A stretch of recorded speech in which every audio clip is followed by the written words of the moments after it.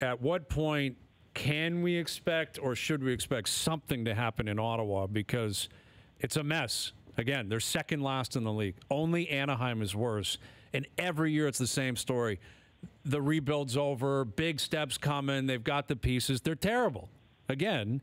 And I'm curious, CJ, if we can expect anything to change, whether it's the coach, a big trade, some sort of movement, because it's got to be deja vu and it's got to be miserable if you're a Senator fan.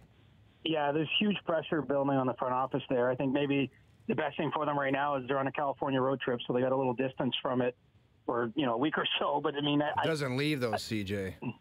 No, well, of course not. And look, they can't come home and if they lose out there, I mean, something has to happen. I mean, Pierre Dorian said a week ago, and this is before another string of losses, that he was doing everything he could to make a trade.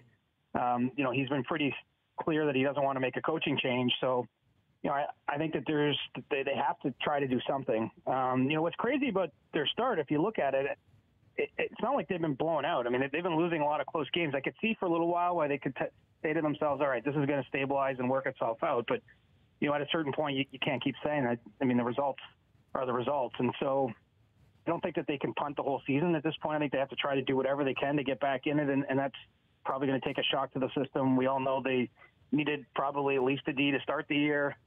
They've had some injuries since then, which hasn't helped. Artem Zub's been kind of a low-key stabilizer for them. He's been out injured for a little while. So I think a trade's probably in the name of the game, and sooner than later is the time frame. CJ, there was a year out in Vancouver where we were getting to the end of training camp, and our assistant coach brought all the D in. There was 11 of us there.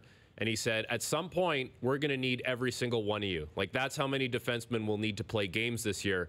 And when you look at what Ottawa had on the back end, it was thin to begin with, and now they got the injuries.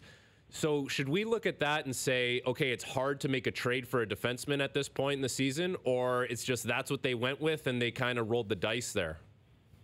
Well, it is hard, but they rolled the dice. Like, I think both of those statements are true at the same time.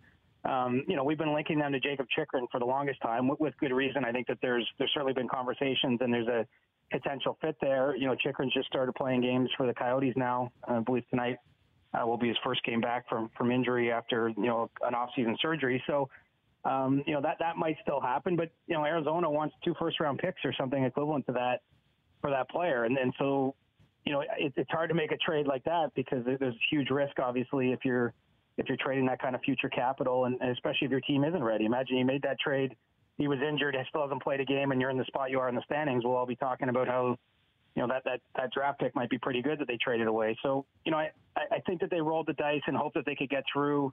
They improved their forward group. I think that they liked the acquisition of Talbot, so they felt that maybe they could all work, but, it hasn't. And, they also have Nikita Zaitsev now making $4.5 million in Belleville. So, on top of the fact that they don't have enough, quality NHL defensemen on their roster, they have, one that's overpaid in the AHL. So it's hard to paint that situation in a positive light. And so I do think that they probably get to the point they have to make a trade. It makes sense that there's been some talk that they in Vancouver have had discussions because, the Canucks are sort of in a similar spot. I know they've won a couple games, maybe ease some of the pressure in the short term. But I think in moments like this, you got to find someone else who's as desperate as you are and try to do something to improve your team.